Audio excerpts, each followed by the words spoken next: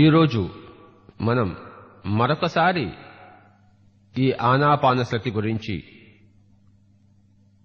తెలుసుకుందాం,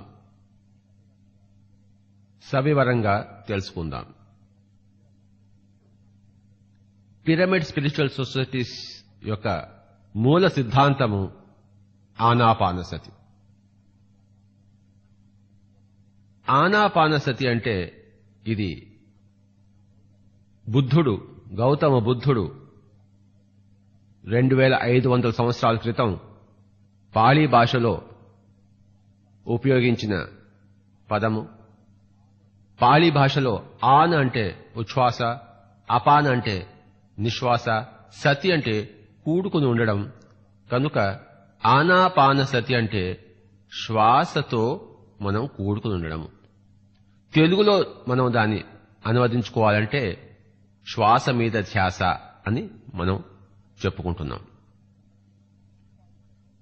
ఈ ఆనాపానసతి అనేది ప్రపంచానికి సకల ఋషులందరూ కూడాను కలిసికట్టుగా ఇచ్చిన అద్భుతమైన వరం. ఈ ఆనాపానసతి అనేది పశువును పశుపతిగా చేసేది. పశువు అంటే జంతువుతో సమానం. పశుపతి అంటే తన యొక్క జంతుత్వానికి తాను ఆధీనుడు కాకుండా తాను పతి అంటే యజమాని కావడం. మనిషి ఒక జంతువు, ఒకానొక పశువు. జంతు ప్రపంచంలోని ఒకానొక స్పీసీస్ ఈ హోమోసాపియన్స్, మానవ జాతి. జంతు జాతిలో ఒకానొక జాతి మానవ జాతి, అంటే ఒకానొక పశువు. ఈ పశువు తనను తాను తెలుసుకుని తనకు తాను పతి కావాలంటే, పశుపతి కావాలంటే దానికి మార్గమే ఈ ఆనాపానసతి. దీన్నే పాశుపతాస్త్రం అని కూడా మనం చెప్పుకోవచ్చు. అంటే పశుపతి యొక్క అస్త్రం, పశువులను పశుపతి చేసే అస్త్రము పాశుపతాస్త్రము ఆనాపానసతి. పాశుపతాస్త్రంతో సాధించలేనిది అంటూ ఏమీ లేదు. అలాగే ఆనాపానసతితో సాధించలేనిది ఏమీ లేదు. ఆనాపానసతి సర్వరోగ నివారణి, ఆనాపానసతి సర్వభోగ కారణి, ఆనాపానసతి సర్వజ్ఞాన ప్రసాదిని. కనుకనే పిరమిడ్ స్పిరిచువల్ సొసైటీస్ మూవ్మెంట్ యొక్క మూల సిద్ధాంతము ఆనాపానసతి అయింది. ముఖ్యంగా ఆధ్యాత్మిక మార్గంలో 2 దశలున్నాయి. ఒకటేమో ఉపాసనా దశ, రెండవదేమో విపස්සనా దశ. ఉపాసన అంటే అది నోట్లోంచి చేసే క్రియ. విపස්සన అంటే అది ముక్కులోంచి నాసికలోంచి మొదలవుతుంది, 3వ కంటి దగ్గరికి పోతుంది. ఉపాసన అనేది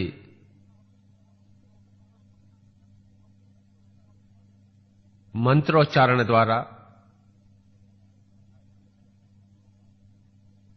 మంత్రోపాసకులు చేస్తుంటారు. మంత్రము చెప్పి చెప్పి చెప్పి చివరికి ఒకానొక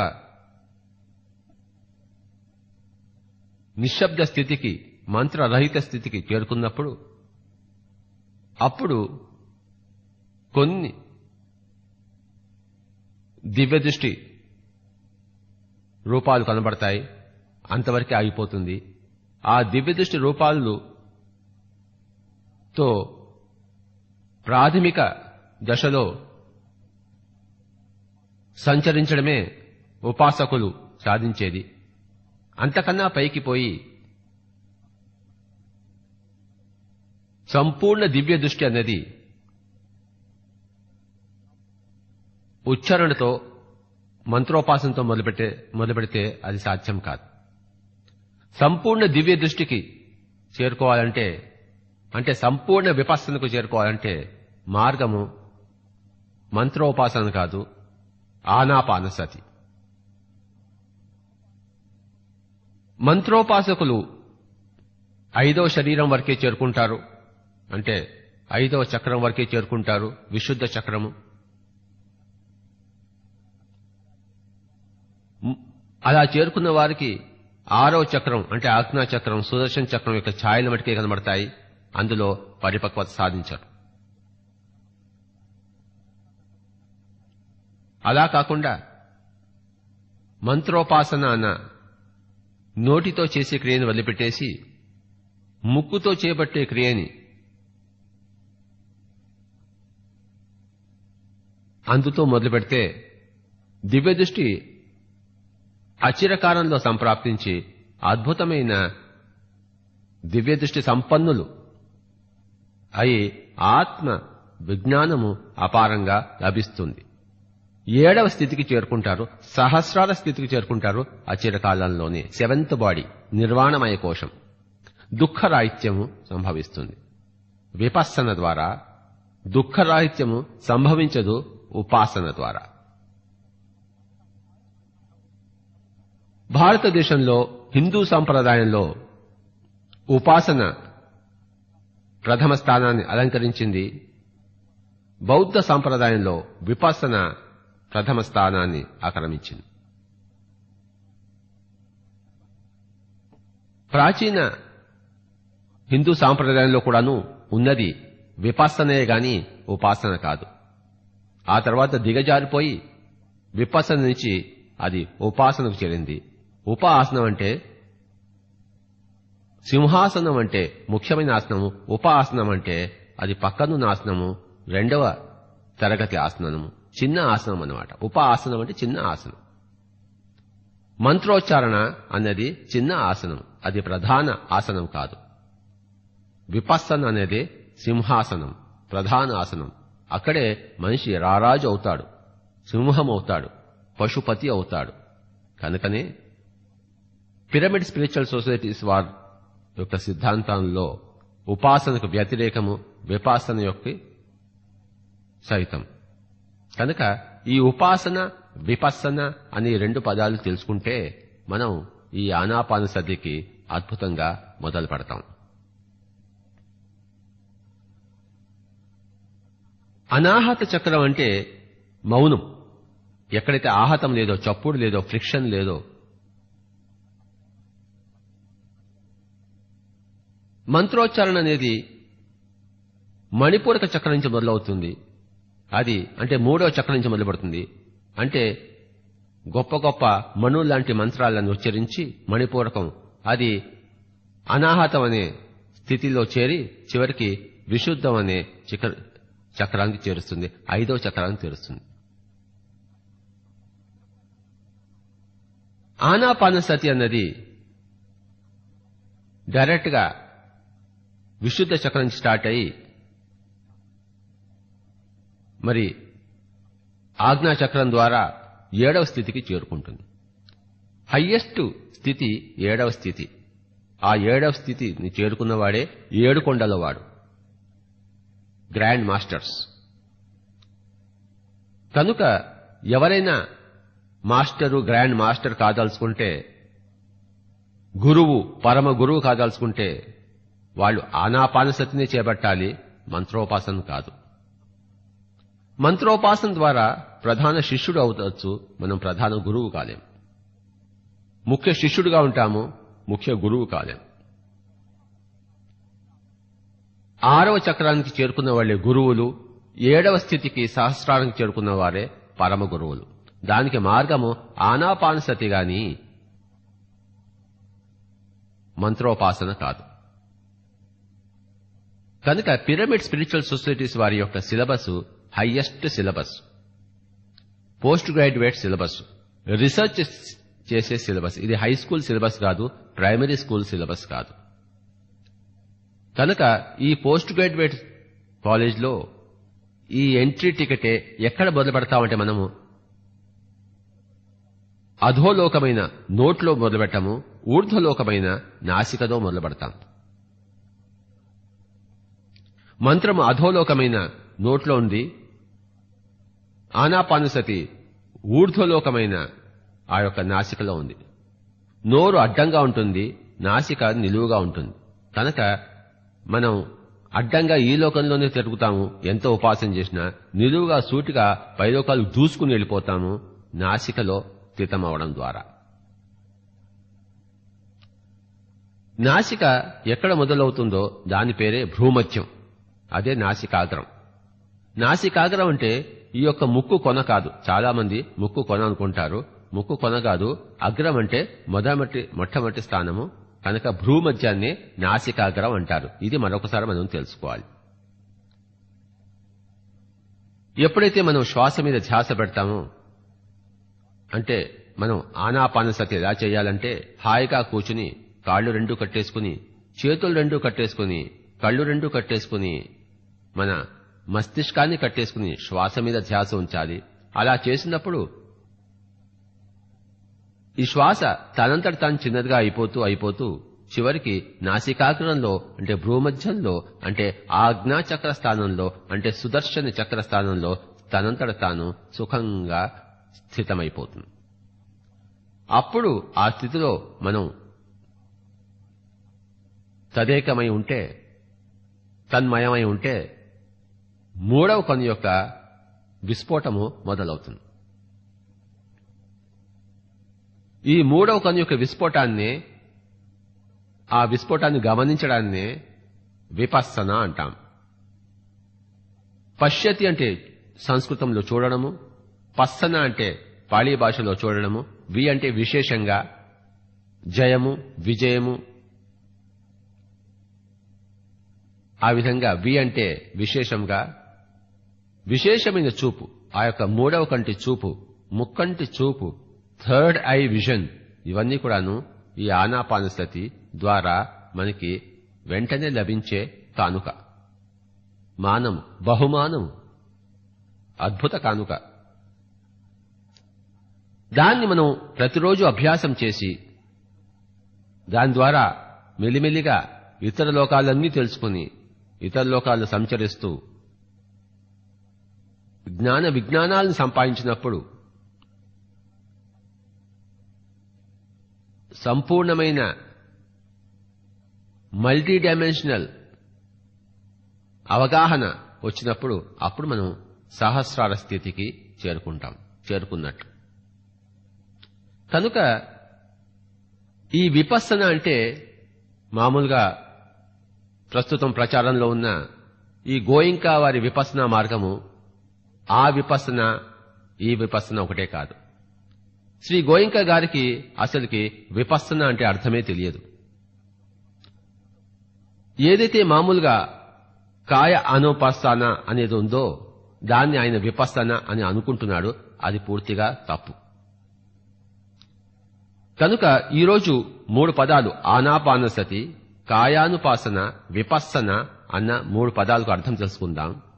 గోయింకా గారు కాయానుపాసననే అంటే 2వ స్టేజ్నే, విపස්සన అనే 3వ స్టేజ్గా అర్థం చేసుకుంటున్నారు. కనుకనే ఆ గోయింకా గారి దగ్గరికి వెళ్లి వచ్చేవారు సగం కన్ఫ్యూజన్ లో పడిపోయారు.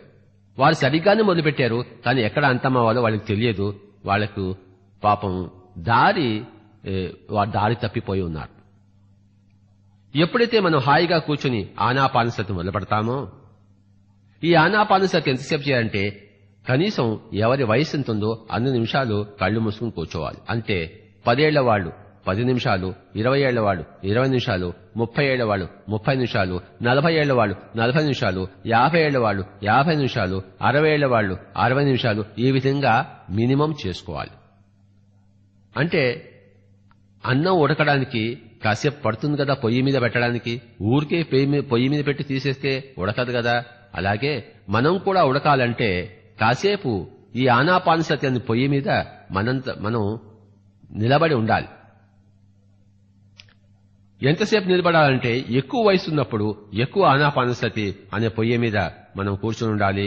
మరి తక్కువ వయసు ఉన్నప్పుడు తక్కువ నిమిషాలు సరిపోతుంది. అప్పుడే ఉడుకుతాం.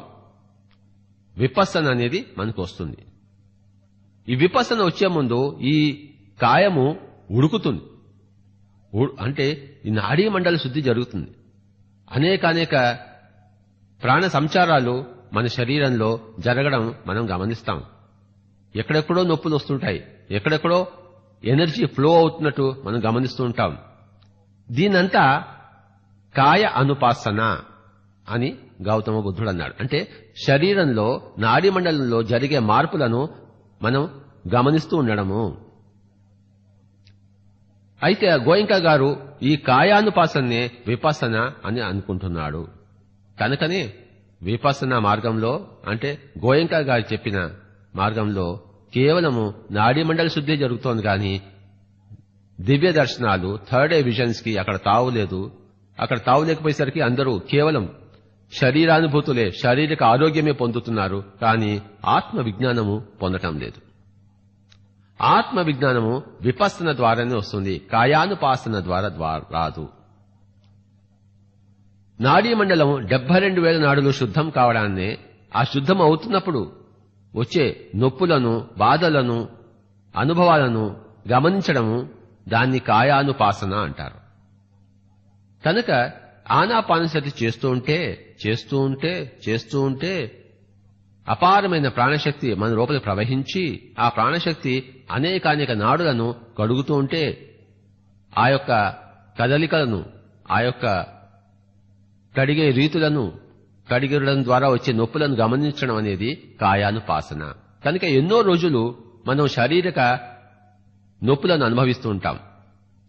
అందరూ అంటుంటారు అంతకుముందు లేని నొప్పి నాకు వచ్చిందండి అంటే, అంతకుముందు కడగలేదు కనుక అది రోగగ్రస్తమై ఉంది, కానీ కడిగినప్పుడు ఆ రోగము మన మీద మనం రుద్దుతున్నాము కనుక నొప్పి వస్తుంది. కానీ ఆ రుద్దడం వల్ల రోగాలు శాశ్వతంగా మాయమవుతాయి. కనుక ఈ శారీరక నొప్పులు, బాధలు అన్నది కాయానుపాసనలో వచ్చే తప్పనిసరి బాధలు. అందులో మనం వెళ్తేనే గాని మనకి బహుమానమైన విపස්සనలో ఆజ్ఞాచక్రం మనకి సంభవించదు. చాలా మంది ఇవి తెలియక ధ్యానంలో నొప్పులు వస్తుందని చెప్పేసి ధ్యానం మానేస్తుంటారు, ఆనాపానసతి అభ్యాసం మానేస్తుంటారు. ఇది తెలివి తక్కువ పని. పిరమిడ్ స్పిరిచువల్ సొసైటీస్ వారు ఆనాపానసతి మొదలుపెట్టిన తర్వాత అనేక నొప్పులు వస్తాయని తెలిసి ఆ నొప్పులను శుభ్రంగా భరిస్తూ ఉంటారు. ఈ నొప్పులు వస్తుంటాయి, ఈ భరించాలి. ఈ భరించే శక్తినే శంకరాచార్యుల వారు తితీక్ష అన్నారు. ఒక మనిషి ముముక్షు కావడానికి షట్ సంపత్తి ఉండాలి అని ఆయన అన్నాడు. అందులో సమము, దమము, తితీక్ష, ఉపరతి, శ్రద్ధ, సమాధానం అని ఆరింటిని ఆయన షట్ సంపత్తి అన్నాడు. అందులో మూడవది తితీక్ష. అంటే మనం ధ్యానంలో కూర్చున్నప్పుడు రకరకాల బాధలు వస్తాయి నాడీ మండలంలో, శరీరంలో. వాటన్నిటిని ఓపికగా భరిస్తూ కూర్చోవాలి. దాన్నే తితీక్ష అంటాం. అంటే నొప్పులను భరించే, సహించే శక్తి. మనిషి గత జన్మలో ఎంత నాడీ మండలం అశుద్ధం చేసుకున్నాడో మరి అంత అశుద్ధాన్ని మనం క్లీన్ చేసేటప్పుడు అంత ఎక్కువగా నొప్పులు వస్తుంటాయి.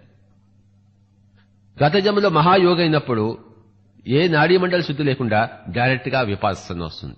కనుక గత జన్మల్లో మనం యోగం చేయకపోతే, గత జన్మలో ఎక్కువ పాప చరిత్రలమైతే, ఈ జన్మలో మనం ఆనాపానసతి అభ్యాసం మొదలుపెట్టినప్పుడు ఎన్నో రోజులు ఆ యొక్క నాడీ మండల శుద్ధిలోనే గడపాల్సి వస్తుంది. ఎన్నో గంటలు మనం ఆ యొక్క కాయ అనుపాసన ఆ రెండవ స్టేజ్లో ఉండాలి. ఎన్నో బాధలను అనుభవించాలి. కానీ గత జన్మల్లో ఎంతో యోగ అభ్యాసి అయితే కాయ అనుపాసన అన్న రెండో స్టేజ్ పూర్తిగా ఉండకపోవచ్చు, లేదా బహు కొద్దిగా ఉండవచ్చు. అంటే ఆనాపానసతి చేస్తూనే వెంటనే మూడవ కన్ను తెరుచుకోవచ్చు, విపස්සన స్టేజ్కి వెళ్ళిపోవచ్చు. It all depends upon what you have done in your previous incarnations or what you have not done. కనుక గత జన్మలో ఏం చేశాము ఏం చేయలేదు అని దాన్ని బట్టే ఈ జన్మలో ఈ యొక్క కాయానుపాసన స్టేజ్ ఎంత ఉంటుంది ఎంత ఉండదు అన్నది మనకి తెలుస్తుంది. కొంతమంది అంటారు, అదేంటండి మీకు కళ్ళు మూసుకోగానే ఆనాపానసతి మొదలుపెట్టంగానే మూడో కన్ను తెరుచుకుంది మాకెందుకు రాలేదంటే, అరే నీ చరిత్ర వేరు వాడి చరిత్ర వేరు. ఎన్ని జన్మలు నువ్వు ఏ విధంగా భ్రష్టు పట్టించావో, అతను ఎన్ని జన్మలు ఎంత చక్కగా యోగాభ్యాసం చేశాడో తెలియదు కదా. కనుక మన వర్తమానం ఎప్పుడు మన గతమానం మీద ఆధారపడి ఉంటుంది. కనుక ఈ యొక్క కాయానుపాసన అంటే రెండవ స్టేజు, అంటే నాడీ మండల శుద్ధి స్టేజు ఎన్ని రోజులో ఎన్ని వారాలో ఎన్ని సంవత్సరాల్లో ఉంటుందన్నది అది గత జన్మను బట్టి ఉంటుంది. అలాగే దాన్ని బట్టే కాదు, ఈ జన్మలో మనం ఎంత దీక్షాయుతంగా ఈ అభ్యాసం చేస్తామో దాని మీద కూడా ఆధారపడి ఉంటుంది. చాలా దీక్షగా చేస్తే 40 రోజుల్లో ఎవరికైనా గాని ఈ కాయానుపాసన అనే నాడీ మండల శుద్ధి అనే స్టేజ్ పూర్తిగా అయిపోయి విపස්සనలోకి వచ్చేస్తారు. కనుకనే దీన్ని మండల దీక్ష అన్నారు. జీసస్ ఫాస్టెడ్ ఫర్ 40 days అంటే జీసస్ ధ్యానము 40 రోజులు ఏకదాటిగా చేసి అద్భుతమైన దివ్య దృష్టిని సంపాదించేసుకుని ఆ తర్వాత దైవపుత్రుడు అయిపోయాడు. మనం కూడా జీసస్ క్రైస్ట్ లాగా దైవపుత్రులం కావాలంటే మనం కూడా 40 రోజులు ఏకదాటిగా ఈ మండల దీక్షలో ఆనాపానసతి అభ్యాసం చేస్తే ప్రతి మనిషి తప్పకుండా అవుతాడు.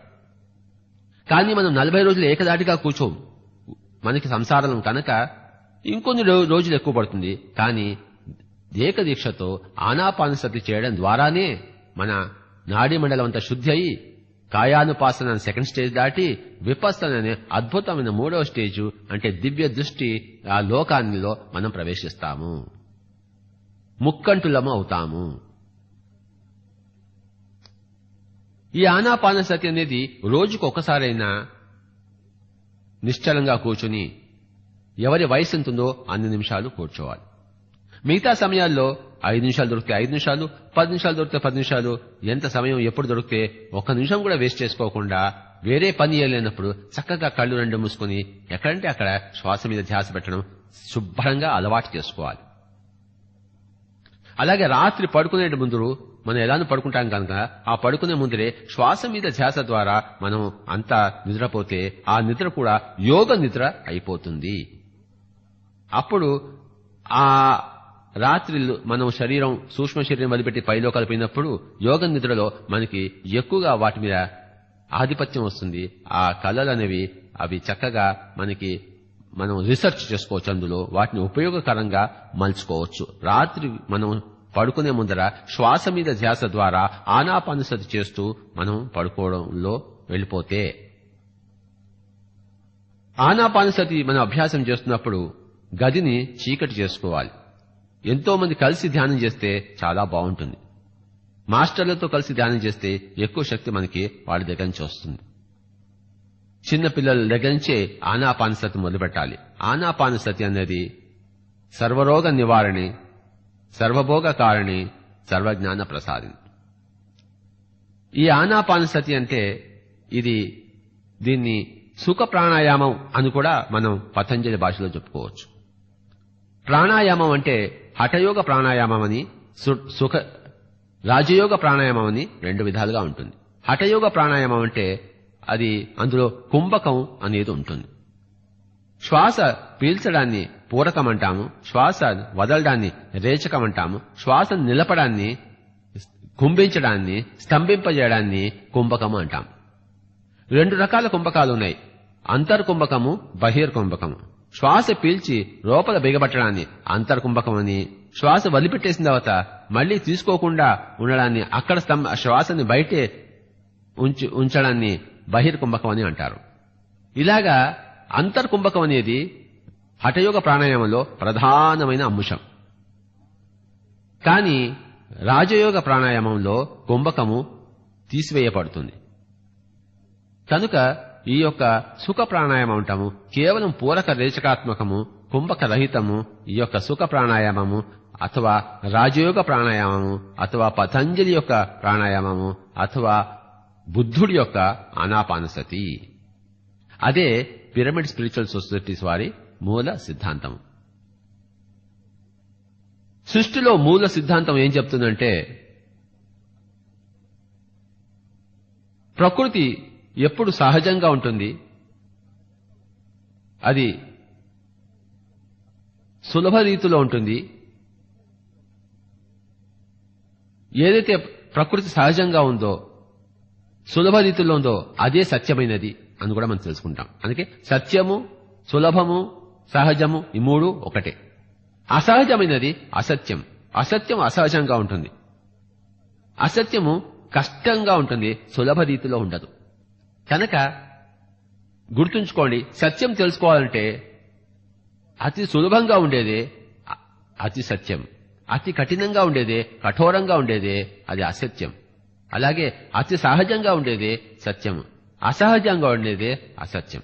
కనుక సహజత, సత్యత, సులభత ఈ మూడు కూడాను పర్యాయ పదాలు. ఒకటి ఉంటే మిగతా రెండు ఉంటాయి అక్కడ.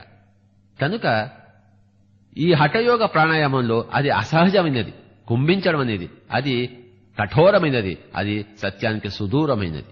కనుకనే ఆనాపానసతిని, ఈ హఠయోగ ప్రాణాయామాలు గౌతమ బుద్ధుడు ఎన్నో చేశాడు, సంవత్సరాల తరబడి చేసి వాటి యొక్క నిష్ఫలతను ఆయన అనుభవించి వాటిని కాలతన్నాడు. కాలదని ఆయన చిన్నప్పటి నుంచి, పుట్టినప్పటి నుంచి ఏ విధంగా నేను శ్వాసను గమనించాను, మొత్తం మీద శ్వాసలోనే ఎక్కడో రహస్యం ఉందని తెలుసు. కానీ ఆ శ్వాసలో ఈ కఠోర సహితమైన శ్వాసలను ఆయన అభ్యాసం చేసి వాటిలో నిష్ఫలతను అనుభవించి దాన్ని దూరం చేసుకుని సహజమైన, ఎప్పుడైతే అసహజమైన మరి శ్వాస రీతులను తీసివేసామో సహజమైన శ్వాస రీతి అక్కడ మిగిలిపోతుంది. ఏమిటి సహజమైన శ్వాస రీతి ఆయన కనుక్కొని, చిన్నప్పటి నుంచి నేను ఎలా చేస్తున్నానో అదే అనుకొని ఆ ఆనాపానసతి ఆయన మొదలుపెట్టాడు. గౌతమ బుద్ధుడు అసహజ ప్రాణాయామ రీతులన్నింటినీ తీసేసి సహజమైన ప్రాణాయామము అంటే కుంభక రహిత ప్రాణాయామము, దాన్నే ఆనాపానసతి అన్న అద్భుతమైన విధాన్ని తాను స్వయంగా కనుక్కున్నాడు. కనుకనే బౌద్ధము అంత అద్భుతమైన సత్య మార్గం. అయితే ఒకసారి ఒక ఆయన గౌతమ బుద్ధుణ్ణి అడిగారు, స్వామి, మీ అంతటి వాడు నేను అనుకుంటున్నది ఏమిటంటే, ఈ ప్రపంచంలో ఇప్పుడు మీ తర్వాత మీకన్నా ఇంకెవరూ లేరు, ఇంతకు ముందు ఎవరూ లేరు, ఇంకా తర్వాత కూడా ఎవ్వరూ రారు అని నేను అనుకుంటున్నాను అని ఒక ఆయన గౌతమ బుద్ధుడితో అన్నప్పుడు, ఆ మహాత్ముడు, ఆ పరమాత్ముడు ఏమన్నాడంటే, పిచ్చివాడా, నాలాంటి బుద్ధుళ్ళు నాకన్నా ముందు కొన్ని లక్షల మంది ఉన్నారు, నా తర్వాత కూడా కొంతమంది లక్షల మంది వస్తున్నారు. నీకు గతము తెలియకుండా, భవిష్యత్తు తెలియకుండా, ఏమీ తెలియకుండా మాట్లాడుతున్నావు. అలా ఎప్పుడూ తెలియకుండా మాట్లాడకు. నా మీద ఉండే మూర్ఖ అభిమానం కొద్దీ ఇలాంటి స్వీపింగ్ స్టేట్మెంట్స్ ఇస్తున్నావు, కానీ నీకు ఏమీ తెలియదు. నాలాంటి బుద్ధుళ్ళు ఎంతో మంది ఉన్నారు గతంలో, ఇంకో ఎంతో మంది వస్తారు అని అద్భుతంగా ఆయన సెలవిచ్చారు. అంటే అర్థమేమిటి? గౌతమ బుద్ధుడిలాగానే ఆనాపానసతి కనుక్కున్న వాళ్ళు కోకొల్లలు అంతకు ముందు ఉన్నారు, అంతకు తర్వాత ఉంటారు. సహజంగానే ప్రతి ఒక్కళ్ళు సత్యాన్ని కనుక్కోవాలి అనుకున్నప్పుడు చివరిగా చేరే స్థితే ఆనాపానసతి, చివరిగా కనుక్కునే ఉపాయమే ఆనాపానసతి. మీకు ఒక ఉదాహరణ ఇస్తాను. రామాయణ కావ్యకర్త అయిన మహర్షి వాల్మీకి కూడా ఇదే ప్రవచించాడు. రామాయణంలో ముఖ్యంగా ఈరోజు 2 త్రిపదాలను నేను మీకు ఇస్తాను. త్రిపదాలంటే 3 పదాలతో కూడుకున్న 2 సంహితలను మీకు ఇస్తాను. అంటే 3 పదాలు 3 పదాలు రామాయణంలో వాల్మీకి మహర్షి మనకందరికీ ఇచ్చింది. ఒక త్రిపదను మీరు ఇప్పుడు వింటారు. ఈ త్రిపద ఏంటంటే, త్రిపద అంటే 3 పదాలతో కూడుకున్నది. వానరుడు, వాయుపుత్రుడు, ఆంజనేయుడు. వానరుడు అంటే కోతి లాంటి బుద్ధి ఉన్నవాడు, కోతి లాంటి మనస్సు ఉన్నవాడు, మనసు నిలకడలేనివాడు వానరుడితో సమానం. ధ్యానం చేయని వాళ్ళందరూ, ఆనాపానసతి చేయని వాళ్ళందరూ వానరులే. ఆనాపానసతి చేసి సిద్ధత్వం పొందిన వాళ్ళందరూ ఆంజనేయ స్వాములే. ఆనాపానసతి అంటే ఈ వానరులు ఆంజనేయ స్వాములు కావాలంటే దానికి మార్గమే వాయుపుత్రులు కావాలి. వాయుపుత్రుడు కావడమే ఆనాపానసతి అభ్యాసం చేయడం అని ఎంత అద్భుతంగా వాల్మీకి మహర్షి చెప్పాడో, మనకి సందేశం ఇచ్చాడో.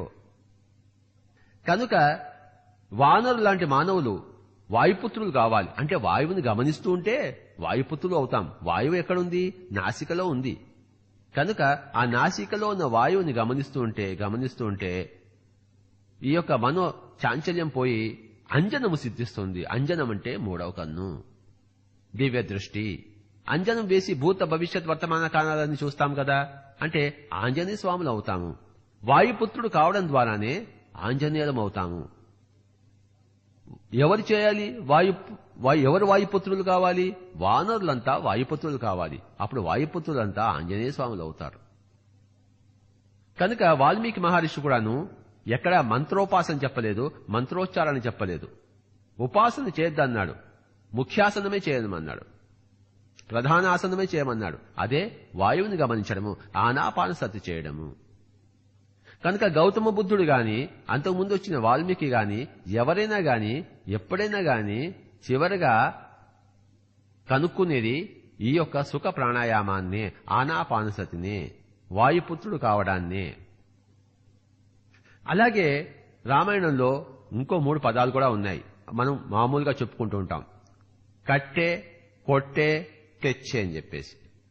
కట్టె అంటే దేన్ని కట్టేయాలి? ఈ కట్టెను కట్టేయాలి. తర్వాత దేన్ని కొట్టాలి? మనస్సును కొట్టాలి.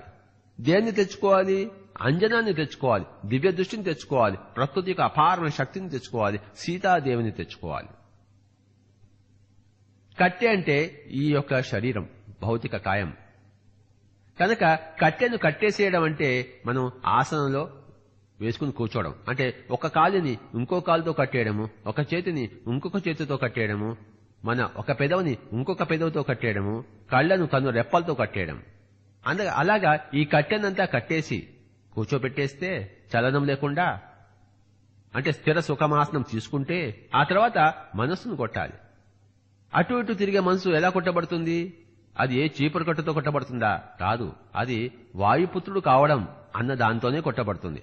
ఆనాపానసతి అన్న అద్భుతమైన ఆ పాశుపతాస్త్రంతోనే అది కొట్టబడుతుంది. కనుకనే కట్టే, కొట్టే. తర్వాత అప్పుడేమవుతుంది? మనం తెచ్చుకుంటాం అద్భుతమైన దివ్య దృష్టిని తెచ్చుకుంటాం, సీతాదేవిని తెచ్చుకుంటాం. సీతాదేవి అంటే భూమిలోంచి పుట్టింది, అంటే భూమి యొక్క శక్తి. భూమి అంటే ప్రకృతికి చిహ్నం. ప్రకృతి శక్తి మనలో విస్తారంగా ప్రవహిస్తుంది. Cosmic energy we receive when the mind is blank. మనసు శూన్యమైపోయినప్పుడు అపారమైన ప్రాణశక్తి మనలోకి ప్రవహిస్తుంది మన సహస్రారం ద్వారా. దాన్నే గంగాదేవి అంటాం, ఆకాశ గంగా అంటాం, శివుడి 2వ భార్య అంటాం. శివుడి మొదటి భార్య అంటే పార్వతి. మన నోట్లోంచి తీసుకునే ఇడ్లీ, కాఫీ, దోశ అదంతా కూడా పార్వతి. డైరెక్ట్ గా ఎనర్జీ తీసుకుంటాము ఆనాపానసతి ద్వారా, చిత్తవృత్తి నిరోధం ద్వారా, మైండ్ బ్లాంక్ అవడం ద్వారా, సహస్రారం ద్వారా. అదే ఆకాశకంగా శివుడి జటాజూటం ద్వారా. ఆ కాస్మిక్ ఎనర్జీ మనలోకి ప్రవహించినప్పుడు, ఆ సీత మనలోకి ప్రవహించినప్పుడు, ఆ గంగాదేవి ప్రవహించినప్పుడు అప్పుడే భూమి సస్యశాలం అవుతుంది. అప్పుడే మనం సీతారాములం అవుతాం. అంటే సీతారామ కళ్యాణం జరుగుతుంది. రాముడంటే ఆత్మారాముడు, అంటే జీవుడు. ఈ జీవుడికి శక్తి రావాలంటే, ఆ యొక్క సీతతో పరిణయం కావాలంటే అది ఆనాపానసతితోనే సీతారామ కళ్యాణం జరుగుతుంది. అంటే ఆకాశకంగా భూమి మీదకి వచ్చి ఈ భూమి దివిగా మారిపోతుంది, సస్యశ్యామలమవుతుంది, రకరకాల పంటలను పండించుకోవచ్చు. మామూలు పొలంలో నీళ్లు వస్తే ఎంత ఆ మెట్ట పొలం కాస్త ఎంత చక్కటి మాగాణవుతుందో, ఈ మెట్ట జీవితం అంటే ఆనాపానసతి లేని జీవితమే మెట్ట జీవితం.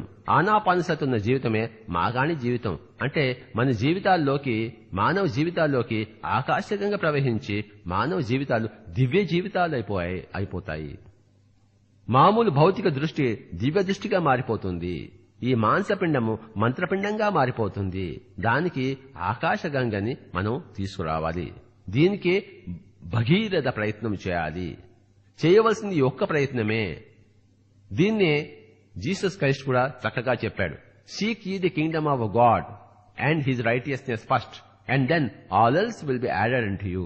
అంటే ఒకసారి మీరు ఆ ఆకాశగంగాని ఆవాహన చేసుకోవడానికి ప్రయత్నించండి. అప్పుడు మీకు కావలసిన ధర్మ అర్థ కామ మోక్షాలన్నీ పుష్కలంగా మీకు లభిస్తాయి. దీన్నే భగవద్గీతలో చివరిగా సంజయుడున్నాడు, యత్ర యోగేశ్వర కృష్ణ యత్ర పార్థోధనుర్ధర తత్ర శ్రీర్ విజయో భూతిర్ ధ్రువ నీతిర్ మతిర్ మమ అని చెప్పేసి. అంటే ఎక్కడైతే ఆ యొక్క అపారమైన యోగము ఉంటుందో, అక్కడ ఎక్కడైతే ఆ అద్భుతమైన క్రియాశీలకమైన ధర్మబద్ధత ఆ అర్జున రూపంలో ఉంటుందో, అక్కడ ఈ శ్రీ అంటే అర్థము, శ్రీ విజయం అంటే మోక్షము, భూతి అంటే అద్భుతమైన కామము, మరి ధ్రువానీతి అంటే ధర్మము, ఇవన్నీ పుష్కలంగా ఉంటాయి. ధర్మార్థ కామ మోక్షాలు అనేవి ఈ చతుర్విధ పురుషార్థాలు పుష్కలంగా ఉంటాయి ఎక్కడైతే యోగం ఉంటుందో, ఎక్కడైతే కర్తవ్యం నిష్ట ఉంటుందో అని చెప్పేసి సంజయుడు చెప్పాడు. కనుక యోగ నిష్టనే కృష్ణుడు అన్నాము, మరి కర్తవ్య నిష్టనే అర్జునుడు అంటున్నాం. మనము ఈ యోగ నిష్ట, ఈ కర్తవ్య నిష్ట మనం రెండు మన జీవితంలో ఉంటే, యోగ నిష్టే ఆనాపానసతి నిష్ఠ. కనుక ప్రతి మనిషి కూడాను రోజుకి ప్రతి ఒకసారి తప్పకుండా వయసుకు తగినంత నిమిషాలు కళ్ళు మూసుకుని కూర్చోవాలి. ఎలా కూర్చోవాలి మరొకసారి చెప్తున్నాను. హాయిగా ఎక్కడైనా కూర్చోవచ్చు, కింద చాప వేసుకుని కూర్చోవచ్చు, చాప లేకుండా కూర్చోవచ్చు. మరి మనం చీకటి చేసుకోవాలి, వీలైనంత చీకటి చేసుకోవాలి. మరి ఆ తర్వాత గోడకు ఆనుకుని కూర్చోవచ్చు. పడుకుని మటుకు చేయకూడదు. ముసలి వాళ్ళైతే, కూర్చోలేని వాళ్ళైతే పడుకుని కూడా చేసుకోవాలి. కూర్చోగలిగిన వాళ్ళైతే, ఆరోగ్యవంతులైతే కూర్చుని చేసుకోవాలి. కుర్చీలో కూర్చోవచ్చు. కుర్చీలో కూర్చున్నప్పుడు పాదాలు రెండు ఒకటి ఒకటి క్రాస్ చేసుకోవాలి, వేళ్లలో వేళ్లు పెట్టుకోవాలి, బొటన్ వేలు మీద బొటన్ వేలు క్రాస్ చేసుకోవాలి. తర్వాత ఈ ఆనాపానసతికి ఉపక్రమించే ముందు ఒక అర్ధ గ్లాసు నీళ్లు తాగి ఇంకొక అర్ధ గ్లాసు నీళ్లు పక్కన పెట్టుకుని, అది అభ్యాసం అయిపోయిన తర్వాత కళ్ళు తెరిచిన తర్వాత మెల్లిగా ఆ ఇంకొక అర్ధ గ్లాసు నీళ్లు తాగాలి. కనుక పూర్వపు రోజుల్లో కమండలంలో నీళ్లు పెట్టుకునే వాళ్ళు యోగులు. అంటే ఆనాపానసతి అభ్యాసం చేసే ముందు, చేసిన తర్వాత ఒక అర గ్లాసు నీళ్లు తాగాలన్నమాట. కమండలంలో నీళ్లు తాగాలన్నమాట. తర్వాత ఈ ఆనాపానసతిలో వచ్చే ఈ కాయానుపాసనలో వచ్చే బాధలన్నీ శుభ్రంగా అనుభవించాలి. తర్వాత దివ్య దృష్టితో వచ్చే అనుభవాలు ఒకరికొకరు చెప్పుకోవాలి. అంటే అదే సజ్జన సాంగత్యం ఇతర ధ్యానులతో. నాకు ఏమేమి కనపడ్డాయి అది పక్క వాళ్ళకి చెప్పుకోవాలి, పక్క వాళ్ళకి ఏమేమి కనపడ్డాయి మనం చూడాలి. ఈ చూడడం అనేది దానికి అది రోజు అభ్యాసం చేయాలి. అంటే విపස්සన అనే ఈ చూడడం అంటారు. సీయింగ్ అన్నాడు క్యార్లోస్ క్యాస్నాడ పుస్తకాల్లో డాన్ జువాన్. సీయర్ అంటే చూసేవాడు, ఋషి అంటే ద్రష్ట, చూసేవాడు. మనం ఆనాపానసతి ద్వారా మనం సీయర్స్ అవుతాం, ఋషులం అవుతాం, ద్రష్టలం అవుతాము. దీన్ని ఇంకా అభ్యాసం చేస్తుంటే మహాఋషి అవుతాము, రాజర్షి అవుతాము. దాంతో పూర్తి పరిపక్వత సాధించినప్పుడు మనం బ్రహ్మర్షి అవుతాము, సకలము తెలుసుకుంటాము. ఫస్ట్ ఋషి కావాలి, తర్వాత రాజర్షి కావాలి, తర్వాత బ్రహ్మర్షి అవుతాము. వశిష్ఠుడు బ్రహ్మర్షి అయ్యాడు, మరి మనం కూడా కావాలి. వాల్మీకి అయ్యాడు, మనం కూడా కావాలి. జీసస్ క్రైస్ట్ అయ్యాడు, బ్రహ్మర్షి, మనం కూడా కావాలి. ఋషి, రాజర్షి, బ్రహ్మర్షి. ఋషి అంటే ఫస్ట్ సియర్, మనం మొట్టమొదట చూడాలి. ఈ చూడడం అనేది ఈ విపස්සన మనలో మొదలవుతుంది. సో ఆ యొక్క విపස්සనకి మార్గము ఆనాపానసతి. ఆన్ అంటే ఉచ్ఛ్వాస, అపాన్ అంటే నిశ్వాసంతా, సతి అంటే కూడుకుని ఉండడం. మన ఉచ్ఛ్వాస నిశ్వాసలతో మనం కూడుకుని ఉండాలి. పిరమిడ్ స్పిరిచువల్ సొసైటీస్ వారు ఎన్నో వేల మందికి, ప్రస్తుతం లక్షల మంది కూడాను ఆనాపానసతి అభ్యాసం చేస్తున్నారు. అందరికీ కూడాను ఈ యొక్క నాడీయ మండల శుద్ధి జరిగి రోగాలన్నీ శాశ్వతంగా పోగొట్టుకున్నారు. వీళ్ళెవ్వరు కూడా డాక్టర్ల దగ్గరికి పోరు, మందులు పుచ్చుకోరు. కనుక మన ఆరోగ్యం మన చేతుల్లో ఉంది, డాక్టర్ చేతుల్లో లేదు. మన ఆరోగ్యం మందుల చేతుల్లో లేదు, ఆనాపానసతి చేతుల్లో ఉంది. కనుక వైద్య విధానంలో ₹1 ఖర్చు అవసరం లేదు ప్రభుత్వానికి గాని ప్రజలకు గాని. ఎక్కడికి పోక్కర్లేదు. ఏ నిమ్స్ హాస్పిటల్కి, ఎక్కడికి స్విమ్స్ హాస్పిటల్కి ఎక్కడికి పోక్కర్లేదు. ఎక్కడున్నారో అక్కడ కళ్ళు మూసుకుని శ్వాస మీద ధ్యాస పెట్టాలి. కనుక ఆటో ఛార్జీలు లేవు, హాస్పిటల్ ఛార్జీలు లేవు, మందుల ఛార్జెస్ లేవు, ఆపరేషన్స్ ఛార్జెస్ లేవు. తలకాయ నొప్పి దగ్గరించి, కడుపు నొప్పి దగ్గరించి క్యాన్సర్ వరకు అన్ని రోగాలు కూడాను ఆనాపానసతి ద్వారానే పోతాయి. లక్షల మంది పోగొట్టుకున్నారు పిరమిడ్ స్పిరిచువల్ సొసైటీ మాస్టర్లు, ధ్యానులు, అభ్యాసకులు. కనుక ఈ ప్రపంచమంతా కూడాను, భూ ప్రపంచమంతా కూడాను అతి త్వరలోనే ఆనాపానసతి మయం కాబోతోంది. ఈ ఆనాపానసతి అనేది ఇదే ఉన్న ఒక్కగానొక్క ధ్యాన పద్ధతి. కనుకనే బుద్ధుడు ఎన్నో సరికాని ధ్యాన పద్ధతులు ఉన్నాడు అన్నాడు, ఒకటే సరియైన ధ్యాన పద్ధతి అన్నాడు. సరైన ధ్యాన పద్ధతిని చేపట్టమని చెప్పాడు. దీన్నే అష్టాంగ మార్గంలో సమ్మా సమాధి అన్నాడు. అంటే 8వ పాయింట్ అయిన సరియైన ధ్యాన రీతి, అదే ఆనాపానసతి. కుంభకరహితమైన కేవల పూరక రేచకాత్మకమైన సుఖ ప్రాణాయామము అథవా ఆనాపానసతి. ఈరోజు మనం ఈ ఆనాపానసతి గురించి కూలంకషంగా ఎన్నో విషయాలు తెలుసుకున్నాము. ఇంకొక విషయం కూడా పురాణాల నుంచి తెలుసుకుందాము. 3వ కన్నునే వైకుంఠ ద్వారము అన్నారు. ఈ వైకుంఠ ద్వార పాలకులే జయ విజయులు. అంటే ఈ 3వ కన్నుని తెరిపించే, దాని కాపలా కాసే ఆ యొక్క ద్వార పాలకులే జయ విజయులు. అంటే ఉచ్ఛ్వాస నిశ్వాసాలు. జయ విజయులు ఎప్పుడు ప్రహరీ ఇస్తూ ఉంటారు. అంటే అక్కడ కాపలా కాస్తూ అటు నుంచి ఇటు, ఇటు నుంచి అటు తిరుగుతూ ఉంటారు. ఈ నాసికలో కూడా వాయువు అటు నుంచి ఇటు, ఇటు నుంచి అటు తిరుగుతుంటుంది. కనుక ఆ ద్వార పాలకులతో మనం ముచ్చటిస్తే, వాళ్ళతో చర్చిస్తే, వాళ్ళు కొంచెం మనం గమనిస్తే వాళ్ళు ఆగి మనల్ని లోపలికి పంపిస్తారు. అంటే వైకుంఠ ద్వార తలుపులు తెలుసుకొనిస్తారు. కనుక ఎప్పుడైతే మనం ఆనాపానసతి చేస్తామో, అంటే జయ విజయాలతో కలిసి ఉంటామో, అప్పుడే మనం 3వ కన్ను తెలుసుకునేది, వైకుంఠ ద్వార తలుపులు తెలుసుకునేది, వైకుంఠ లోక ప్రవేశం చేసేది, వైకుంఠ లోక వాసులమయ్యేది ఆ చిరకాలంలో. కనుక ఈ విపස්සన అంటే సుదర్శన చక్రం, అంటే ఈ యొక్క 3వ కన్ను అంటే ఆజ్ఞా చక్రం, అంటే ఇవన్నీ పర్యాయ పదాలే. దానికి మార్గము జయ విజయాలతో చెలిమి, అంటే ఆనాపానసతి చేయడము. ఎవరైతే జయ విజయాలతో చెలిమి చేస్తారో, అంటే శ్వాస మీద ధ్యాస పెడతారో, ఆనాపానసతి అభ్యాసం చేస్తారో, వారికి ఇహలోకంలో జయము, పరలోకంలో విజయము. ఎవరైతే ఇది చేయరో వాళ్ళకి ఇహలోకంలో జయమూ లేదు, పరలోకంలో విజయం అంతకన్నా లేదు. పునరపి జననం, పునరపి మరణం, పునరపి జనని జఠరే శయనం, అంతే. అంతకన్నా ఎక్కడ ఏమీ ఉండదు. కనుక అందరూ కూడాను ఇహలోకంలో జయానికి, పరలోకంలో విజయానికి జయ విజయాలతో మనం కలిసి ఉందాం. ఉచ్ఛ్వాస నిశ్వాసాలతో కలిసి ఉందాం. మరి వైకుంఠ లోకవాసులం అవుదాం. మరి ఈ తిరుపతి పట్టణంలో మరి ఇదే కనుక వైకుంఠ లోకం వాసం అయితే, ఇదే కనుక వైకుంఠలోక తలుపులు తెచ్చుకునే స్థలం అయితే, ఈ తిరుపతిలో ప్రతి ఒక్కళ్ళు కూడాను ఆనాపానసతి విధిగా చేయాలి. కళ్ళు మూసుకుని శ్వాస మీద ధ్యాస పెట్టాలి. అంతకన్నా వేరే మార్గం లేదుగాక లేదుగాక లేదుగాక లేదుగాక లేదు. Thank you very much. ఇప్పుడు ఈ ఆనాపానసతి యొక్క క్యాసెట్ మీరు విన్నారు. ఇప్పుడు విన్న వెంటనే మనం ఆనాపానసతి అభ్యాసం చేస్తాం. దయచేసి అందరూ కాళ్లను కట్టేసేయండి, చేతులను కట్టేసేయండి, నోరుని కట్టేసేయండి, కళ్ళు రెంటిని కట్టేసేయండి, మస్తిష్కాన్ని కూడా కట్టేసి శ్వాస మీద ధ్యాస ఉంచేయండి. దయచేసి లైట్లన్నీ ఆఫ్ చేసేయండి. చీకటి చేసుకున్నారా, చక్కగా హాయిగా కూర్చోండి, గోడ కానుకొని కూర్చోండి. కాసేపు కూర్చోబోతున్నాం మనం. కనుక అందరూ కళ్ళు మూసుకుని కూర్చోండి. మనం శ్వాస మీద ధ్యాస చేయబోతున్నాం, ఆనాపానసతి అభ్యాసం చేయబోతున్నాం. నేను కాస్త మన వేణుగానం ఇస్తాను కొంచెంసేపు, అది వింటూ మీరు శ్వాస మీద ధ్యాసలోకి వెళ్ళిపోండి. ఎంతసేపు కూర్చోవాలో అంతసేపు కూర్చోవండి. కనుక కాసేపు నేను వేణుగానం ఇస్తాను, మన అందరము కలిసి ధ్యానం చేద్దాము. అంటే ఆనాపానసతి అభ్యాసం చేద్దాము. Okay, please close your eyes and don't open your eyes until you complete your total meditation. మీ ధ్యానం అంతా పరిసమాప్తి అయ్యే వరకు, కొన్నైనా విపස්සన అనుభవాలు వచ్చేంత వరకు దయచేసి కళ్ళు తెరవద్దు. ఎంత ఎక్కువ అభ్యాసం చేస్తే అంత త్వరగా ప్రగతి సాధిస్తారు. చేసుకున్న వాడికి చేసుకున్నంత మహదేవ. ఓకే, అందరూ కళ్ళు మూసుకుని కూర్చోండి.